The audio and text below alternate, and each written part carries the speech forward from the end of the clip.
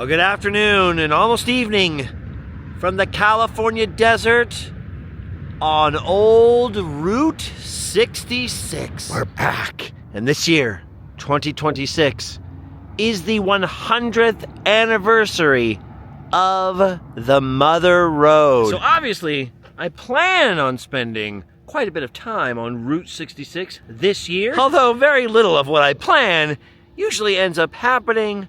I hope this will be an exception. Anyway, I've come from Southern California, from my home near Disneyland, eastbound on old Route 66 here to the little old mining town of Daggett, California, which was once basically the milling / railroad support town for nearby Calico, California. That's right, the famous Calico Ghost Town, located only about, 10, 12 minutes, something like that, up off this way in those hills over there. That's the old 19th century ghost town, once purchased and restored by Walter Knott and turned into a very classic California roadside attraction. Actually, the immediate history of this area starts with Daggett itself because of the railroad right here, the Atchison, Topeka, and Santa Fe Railroad that came straight through this area, built through the Mojave Desert, which is what made it a lot easier for prospectors to go up into their hills and find the silver in the late 1880s. And of course, as you can imagine, Daggett became the main sort of transportation hub for the mines, kind of a support town down here for the silver mining and the borax. And anyway, later on, when the first automobile trails started coming through the area,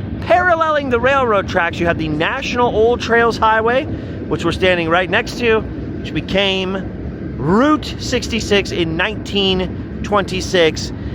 And often Daggett gets skipped over on a Route 66 trip because if you're going east to west, right, if you're starting in Chicago and going to LA, you are almost there by the time you get to this point in the desert. A lot of people skip over it for that reason. And then of course, if you're coming from west to east like I'm doing today, you're like, I just want to get out there, I want to get out to the open road, and Daggett's kind of easy to skip. But there's actually quite a lot of history kind of hiding out here in Daggett, most of it down there in the old downtown along the railroad tracks, having to do with the mining. There's some ghost tracks from the trains that would come down from Calico itself. You have 20 Mule borax team history, all kinds of history in Daggett. Here alongside Route 66, the history actually goes back more than just 100 years since Route 66 got its assigned number. This portion of the highway, built parallel to the railroad tracks, was originally the National Old Trails Highway and a very early automotive route through the desert here. So not only does this portion of highway actually slightly predate Route 66, but so does this very famous Route 66 landmark. Behold, my friends, what's commonly called the Russian House, or the Ski Lodge House, or the Swiss Chalet, or the Gingerbread House. I've heard a lot of different names. This is truly one of the wonders of the desert, built around 1922 as exactly what it says on the front of it today in 2026. It's now been restored to reflect its original purpose. Look at that. It's a California Welcome Information Bureau for Daggett. Free information, restrooms, and ice water. This was basically an early welcome center, an early literal traveler's oasis in the desert, a place where you could get a cup of water, you could refill your radiator, you could use the restroom. Let me tell you what, in 2026, the restrooms are few and far between out here. And you want to go ahead and say, oh man, they must have been even further apart back in the day. No, they were actually much closer. There were many more stops because cars couldn't go the distance they can today without fuel, without more water, especially out here in the desert. In the 1920s, you're talking about little putt-putts and Model Ts. You had to make much more frequent stops in the desert, and this was one of the earliest right here, the Russian House. Now, apparently, this roof is actually a traditional Russian style of roof. And although off the top of my head, I can't remember exactly what inspired these style of buildings, there was more than one just like this, including one farther south on the border near Yuma, Arizona. And this one here along old Route 66 is important because it was originally right across the highway from California's first agricultural inspection station. So if you've ever driven into California, particularly Southern California from Las Vegas or from Arizona or really from anywhere, any point, you'll notice these agricultural stations where you have to stop and they may ask you if you have any fruit or produce on you. Mostly they're looking for the trucks and very rarely are cars stopped. Well, one of the very first ones was right across the National Old Trails Highway right here on the road between Arizona and California, since cars had to stop here and submit to inspection as they were coming into California anyways. You can imagine just how popular it would be to pop across the street, get yourself some ice water, or use the facilities. Now, there's more to say about the Russian house, and as you can see, it is closed as I'm here in the kind of late afternoon in the 100-degree plus weather that's going on right now. Oh, looks like we got another train on the way. And I am heading out on a little miniature mission down Route 66 into Arizona, but that is not the primary reason I stopped here at the Russian house today. As much as I admire the Russian house, and I always try to stop by. Yes, we can hear you, train! Hello! Yes, yes! What was I saying? Oh, yes. I try my best every time I'm cruising down I-40 here to Arizona, parallel to old Route 66, to at least come by and take a peek at the Russian house, even when I don't have time to stop and film it or take pictures or anything like that.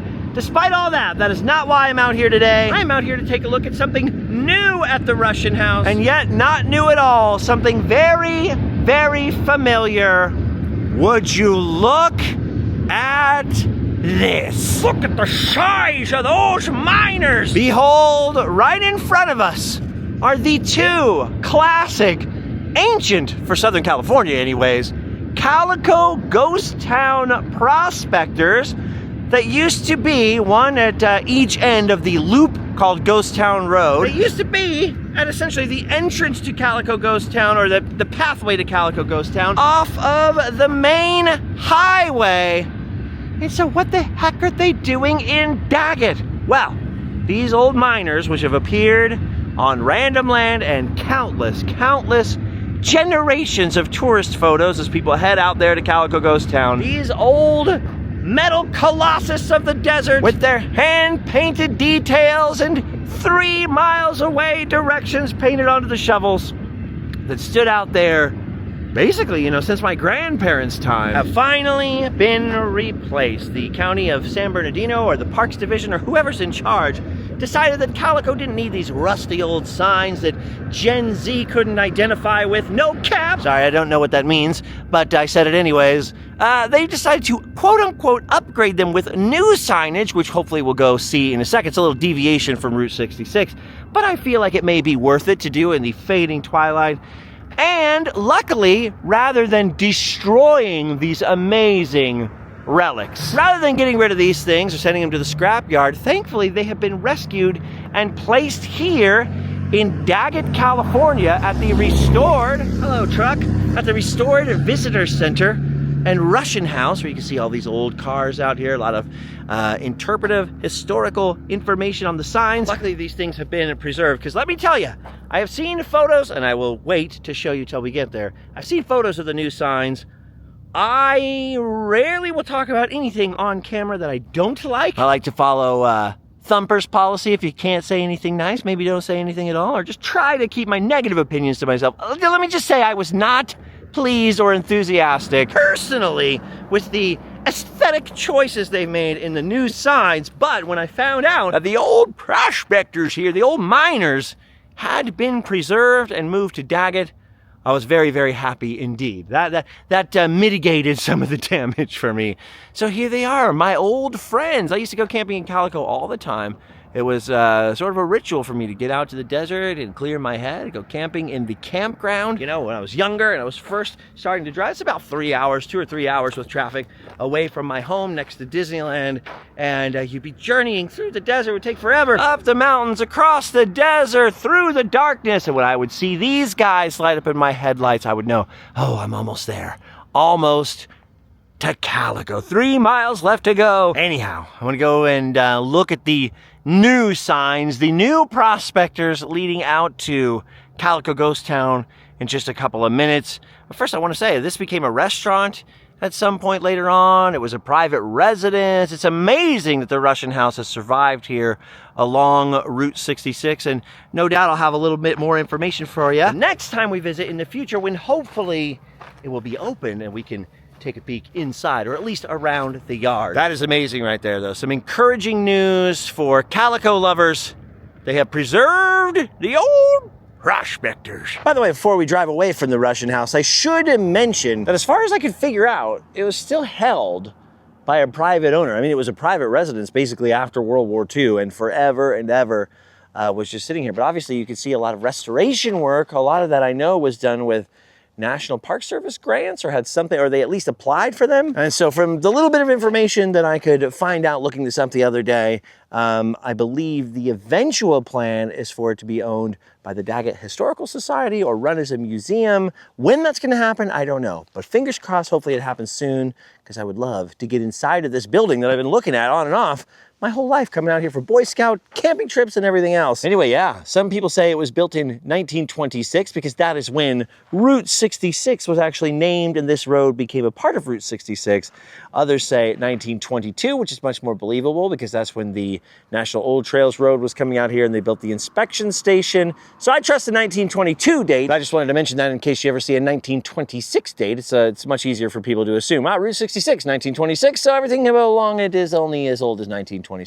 But actually, we're going to go across the tracks over here while we still can. I can see another train on the way and show you something that far predates the Mother Road, and the inspection station goes all the way back to when they first laid the railroad tracks here in Daggett, just right across the tracks along Santa Fe Avenue, where you can see a lot of old structures, a lot of old houses, and the current Desert Market up here, the little liquor store that is still open to the public. And here it is, literally staring at the railroad tracks from just across the old Front Street, the old Santa Fe Avenue, the old Daggett Stone Hotel. And not just the Stone Hotel, you can see an old sort of general store next door to it on the left, and then a mysterious gap on the right. Well, I happen to have an old postcard here, and you can see that once upon a time, there was actually another building just to the right here. It constituted a whole kind of commercial strip, the original commercial strip out here in Daggett. And the building that was over here on the right, my left, your right, was originally the old saloon and pool hall, the den of iniquity here for Daggett. This was, of course, the Stone Hotels I just mentioned, and then I believe this was always a little general store off to the left. I've sometimes heard people call that the Thistle General Store. I don't know if that's true. I've never had the pleasure of coming out and exploring Daggett with an expert, with somebody who really knew their stuff. But I do know enough to know that this Stone Hotel was at one time a 2-story structure. So you had your main lobby downstairs, probably a restaurant of its own, and then upstairs a lot of lodging rooms, and then various fires, earthquakes, different things have made sure that that is not the case today. And in fact, just behind the fence over here, in front of where the old saloon was, the old Daggett Saloon, you could see a painting, an approximation of what the old Stone Hotel used to look like when it had that second story. And according to this sign here, it was built in 1883. Remember, they laid down the track here in 1882, so this is a very early, prehistoric almost for Southern California structure indeed. According to this sign, at one time, Death Valley Scotty himself used to be a resident here. Death Valley Scotty was kind of a legendary figure who was sort of responsible for the building of Scotty's Castle in Death Valley. He was kind of a huckster, a little bit of a grifter, a little bit of a fraud. So apparently he had a standing room here where he would try to sell shares in his very questionable mine, supposedly near Daggett, that nobody ever saw. And according to the sign here, Wallace Berry, Tom Mix, Wyatt Earp, John Muir, and even Lieutenant Governor John Daggett actually stayed in the hotel. The Wyatt Earp thing makes sense. He traveled back and forth all the time to various parts of the California desert, specifically the very easternmost parts of the California desert. So it's entirely possible that not only did he come here by car, past this hotel on this very road that we're standing in front of, it's possible he stopped here by train as well. So that's pretty darn crazy, right? You don't have to go all the way to Tombstone, Arizona from Southern California to see a little Earp history, that's for sure. I mean, hey, after all, we were just talking about Morgan Earp when we stopped by his grave, and I showed you Virgil Earp's house as well in Colton just a couple of weeks ago. So yeah, look at that, the old Stone Hotel. You can see it's seen better days. It's obviously not occupied now, and I believe it's run by the Daggett Historical Society. You can see a number 1 on the little wagon above the doorway there. Those are little driving tour plaques, so you know what you're looking at. This building looks like it's undergoing a little bit of restoration too, or I hope so. It's definitely got a new sidewall over here, although no covering. Definitely seen better days. Let's hope it doesn't meet the same fate as the old saloon we could see in our photo. Yeah, look at that. Oh yeah, right there, right on the top. Thistle Goods and I can't read the other word. Oh, so it was in fact the Thistle Store. Look, I knew something. It's awesome, dude. A little piece of authentic Old West railroad front street history. And you can see the road takes a little jag right there around another historic building, which we'll see in a second. But yeah, that's amazing how much of this structure even still survives. Look along the side here. You can see some of the original side walls covered by this cladding that's been peeling off over the years, a little extension in the back. I love the idea that any lady that was brave enough to move out here with her husband for his weird job out in the California desert might have come to pick up sundries here from the general store, maybe do a little visiting and gossiping over here at the hotel while her husband entered the saloon, which is sometimes referred to as the old bucket of blood. I don't know if there's any actual solid proof of that other than early legends from back in the old Walter Knott days. Often many saloons were kind of called the Bucket of Blood Saloon, but I believe the original was actually out in Holbrook, Arizona along Route 66. Yeah, the old saloon, pool hall. The Daggett Saloon, I believe, was its actual name. I could just see absolutely no trace of that out here. Although, look at this yard. It's got plenty of old wagons. There's a little like a portable structure right here, a little prefab building. Just peeking between the barbed wire here, you can see an old railroad car, a bunch of old farming equipment out here. And then look at this foundation or basement for another building, not for the saloon, but for something else. It's a rule of thumb when you go see an old Western town, you see a few scattered buildings. You got to populate them with your imagination because they were almost always filled in, those spaces in between. Although Daggett was never all that populous, and even today, it's sort of a rough and tumble place with a few hardy, strange people who like to live out here away from the bulk of society, carving out a life for themselves out here in the desert. Yeah, so the best guess I could see online is that the Thistle Store used to say General Store and Notions on the front. I don't know what the heck Notions means.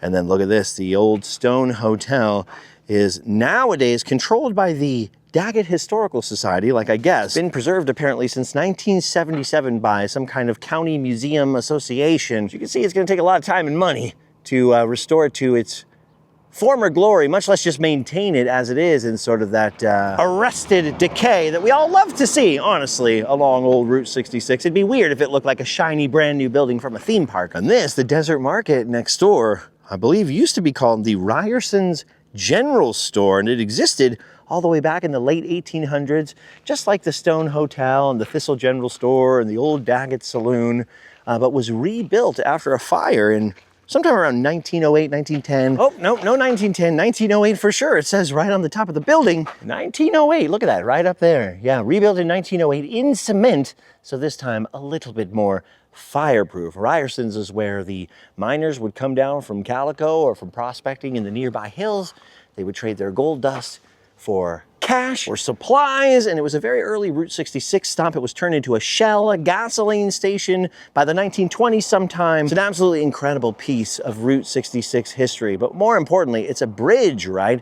This cement structure right here stands right on the dividing line between the last gasp of the true Old West, the prospectors, Wyatt Earp riding around, you know, those 1880s days when the final big stories from the Old West were going down, and those early 1900s days just before the US highway system got created, before Route 66, before the Model Ts were putt-putting around here. I mean, this is the last gasp of the old, you know, horse-drawn wagon era out here in the desert. And look at this, still open today, the Desert Market. So I'm gonna come back here when we roll through on our next Route 66 trip and spend a little more time in Daggett, having done a little more research than today. But as you can see, oh, by the way, the Desert Market is also the U-Haul center for Daggett. So if you need a U-Haul truck and you're in the area, come down to the Desert Market. But as you can see, the sun is starting to get pretty low in the sky. So we're gonna look at one more building down here on Santa Fe Avenue, and then I'll show you what those new Calico Ghost Town signs look like. Absolutely gorgeous walking around out here. I'm only maybe 3 hours from home. I mean, it took me 4 hours to get out here with traffic, but it's like a whole other world from Orange County and Target and whatever, you know, all the traffic down there in Del Taco. And all of a sudden I can hear a lonely dog barking out here in this little desert town. I can hear the highway going by. I'm hearing trains go by, and I'm staring at literal Old West railroad era saloons and hotels. And along with those, you have another very famous building that literally had to be dodged by the earliest road out here, and that is the Daggett Garage. Noticing that little railroad structure right in the background. And then all around the garage, you have some old forlorn trucks and pieces of mining equipment. People are still fishing out all kinds of weird stuff out of the nearby desert. There's, I mean, thousands and thousands of unknown mine shafts all over the place out here. You can see this is number 6 on the driving tour, so we've skipped over quite a few buildings between there and here. And this sign, according to the sign right here, the Daggett Garage began life in the 1880s at the borax town of Marion, which was located on Calico Dry Lake. So not in Daggett. It was originally a locomotive repair roundhouse for the narrow gauge Borate and Daggett Railroad. Daggett blacksmith Seymour Alf used a 20-mule team to move the building out here to the Waterloo Mill and Mine, southwest of Calico. And then Walter Alf, Seymour's son, moved the building to its current location in Daggett in 1912. And that is when it became an automotive repair shop along the National Old Trails Highway and eventually Route 66, which, as you saw, later moved across the tracks to the other side. And I love that you can still see the ghost lettering up there for groceries. So they used it as an auto repair shop. Obviously, they sold some sundries in here. You could stop and use the restroom, get a cup of water, which was a whole different thing back then. Now we don't think of water being hard to get. You could walk into any McDonald's and ask for a cup of water, and they pretty much have to give it to you, right? But I can remember hearing stories about my great-grandfather who moved from Ontario, Canada, went to Detroit, bought a brand new car, rolled over to Chicago, and then came down Route 66 with his 3 small children to move to California in the early to mid 1950s. And my Nana, who's still with us, was on those trips. She and her brother, my Uncle Bud, who lived up very near where Allie's from, would always tell stories about stopping in little places in the desert, and some guy would want to charge you a nickel, which was a lot of money back then, for a cup of water. They didn't have to give you free water, and sometimes it'd be all dirty and nasty. And there was one story about them stopping somewhere to get some water at one of those trading posts or whatever, and it was all disgusting and dirty, and they're like, let's get out of here, I'm not paying 5 cents for this. And that's the 1950s. I can't even imagine 1926 when Route 66 was first signed and operated through this area, much less 1912, much less the 1880s. I mean, I think you would just drink whatever somebody offered you, unless it was whiskey. If it was whiskey, he just likes to hold it. Anyway, there you go, the Daggett Garage right there. Was a blacksmith shop, a railroad repair shop, and one of the original Route 66 stops for travelers coming through this part of the desert to or from Los Angeles, from Arizona, or from prospecting country around here. It's just amazing that it's still out here. I love that. There's a phone number on the side that says by appointment only. I don't know if that's an old business sign or you can actually get inside the old Daggett Garage. There's a lot of private property signs around here, so don't go poking your nose onto the actual property with all these tires and old cars and old trailers.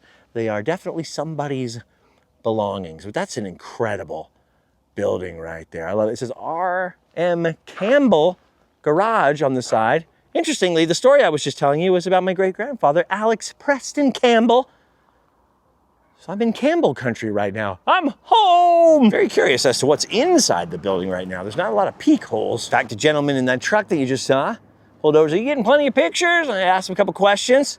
And I don't think anybody knows what's inside of it at the moment. It's somebody's private property, so they can just keep whatever they want in there. I guess it's storage. But it is cool that you have this old pincher, what the heck are these called? The old Wilford bucket sitting out here in front of the place from the days where they used to have to load silver ore or borax or whatever other minerals that they were mining out in the desert. You'd have to scoop them up and load them in to railroad cars. And it's amazing that you still have the kind of metal siding on the wooden structure. And I think it's really neat that you have this old E. Clampus Vitus, or Vetus, Daggett Garage sign out here, giving a little historical information. I guess people don't roam around in the desert out here as much as they used to, especially as much as they used to back in the days when Westerns were popular and the desert was kind of a rare, weird, exotic place that people loved to visit versus something they have to travel to just to get to Vegas or wherever they're going these days. There's a lot of history here, you know? I'm surprised Daggett hasn't become more of an important stop, not just for Route 66 travelers,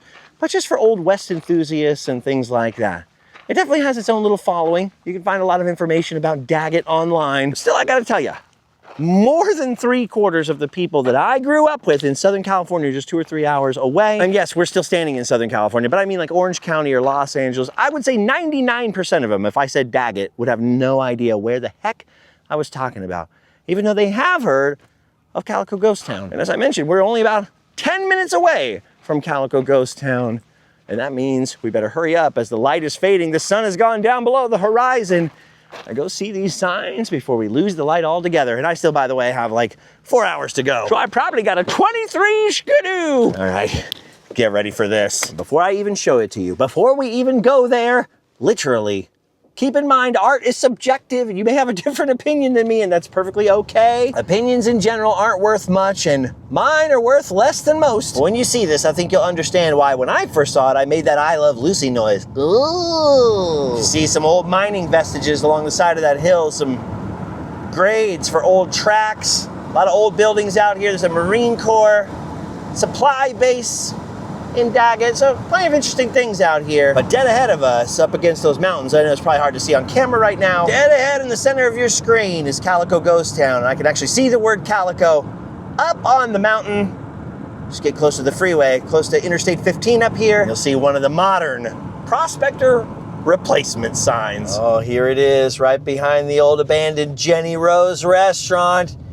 Feast your eyes on this. Oh, get ready. Get ready for a good look. There it is. This is what they replaced those old hand-painted signs with.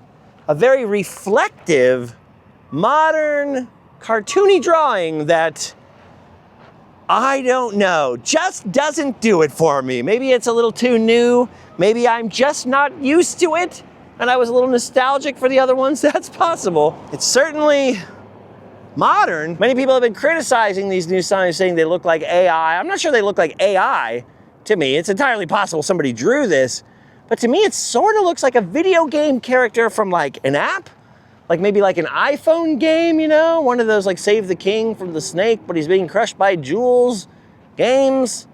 That's the vibe I get right here. That's the aesthetic that I'm picking up. I don't know. Like I said, art is subjective. And if this sign, this particular style of sign, they did some research and they think this is going to appeal to a younger generation and get more people off the highway and into the ghost town, well, then bless them, you know, may it be blessed. But if you watch some of my recent videos from Utah, you'll remember we went to Grafton, Utah, which is an old authentic pioneer Mormon settlement, so a real ghost town. And then right after it, we went to the small town of Virgin, Utah, and they had a little tourist ghost town and petting zoo built out there. This looks like a character from that ghost town, right? Not from a real authentic ghost town. Now, Calico Ghost Town's kind of a mix because there's a little bit of Walter Knott built 1960s era restorations, quote unquote, out there. But it also is an authentic early 1800s silver mining town with a lot of mining history right over there in Calico itself, which you could just see basically dead center of your screen up on the hillside there. I can see a little bit of twinkling lights going on up in Calico Ghost Town as it's probably shutting down for the night. And a lot more mining history in the hills and canyons off to the right and behind this place. There were prospectors pulling out minerals all over the Southern California desert. Never quite as profitable as, say, Gold Rush country in Northern California, but they did pull so mumuch silver out of Calico, and especially Cerro Gordo, which is in a different part of California. Still southernish and still desert. So much silver out of the surrounding deserts and mountains all around the kind of greater Los Angeles region, Southern California region, that it basically built LA and kept it going, not just in the late 1800s, but all the way up through the Depression era. And of course, World War II came along, and a lot of the old equipment, a lot of the mines were shut down. Old equipment was taken and scrapped. Full buildings and bricks were taken for the war effort and the recycling drives. In fact, the Daggett Garage back there was turned into a mess hall for soldiers who were out here doing training in the desert during World War II. And that really changed the scene. And then post-World War II, you had all the tourism out here, the kind of classic heyday of Route 66, and then leading up to the 1960s when Calico Ghost Town was sort of resurrected by Walter Knott, founder of Knott's Berry Farm, which is also a place that benefited very greatly from post-World War II tourism. And of course, the greatest of all post-World War tourist sites on the American highways was Disneyland back in the day.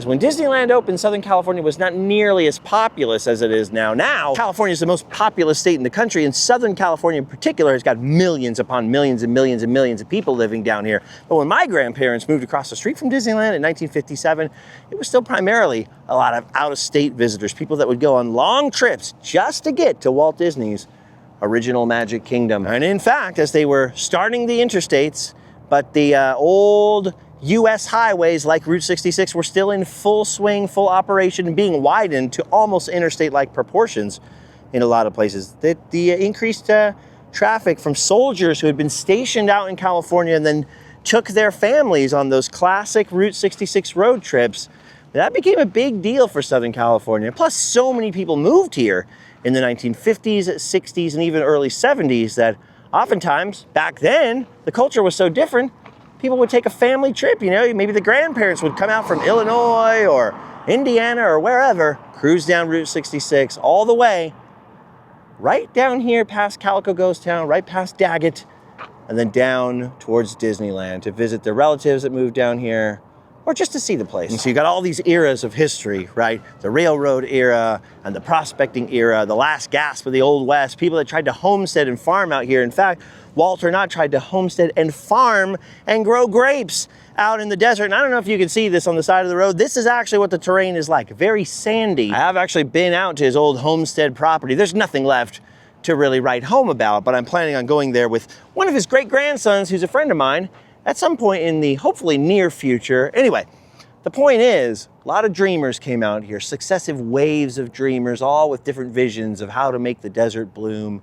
And these days at Calico Ghost Town is tourism and little characters that look like they could come from an app. I want to know what you think.